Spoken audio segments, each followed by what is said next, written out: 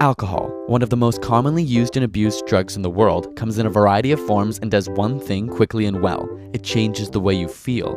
But to what do we owe these feelings of release and freedom? How could the ingestion of one simple substance so drastically change not only your actions, but thoughts and perception? As alcohol enters the body and makes its way to your brain, it begins to interact with your neurons or brain cells. In our previous video on marijuana, which you can click here, we explain the actions of neurons and their chemical messengers called neurotransmitters. But there are two main types of neurotransmitters that these neurons use to communicate or send electrical signals. Excitatory neurons use glutamate, while inhibitory neurons use GABA, the yin and yang, if you will. Much like the zeros and ones of a computer, these two messengers have contrasting roles.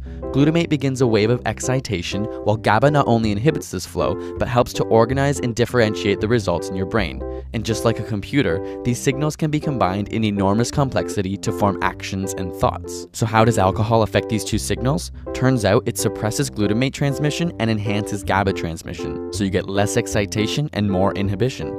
And because glutamate sites become less effective, information flow becomes slow and only the largest signals can make it through. This means you feel less, perceive less, notice less, and remember less. In conjunction, the increased GABA hushes the excessive background noise of activity, fine-tuning and clarifying your thoughts, but to an excessive degree. This is why you may have heard that alcohol is a depressant. But inhibition of your neurons is not the same as social inhibition. Instead, it simply cleans up and removes extraneous activity by removing less significant excitation. Without normal GABA transmission, the excessive excitatory action would resemble an epileptic seizure.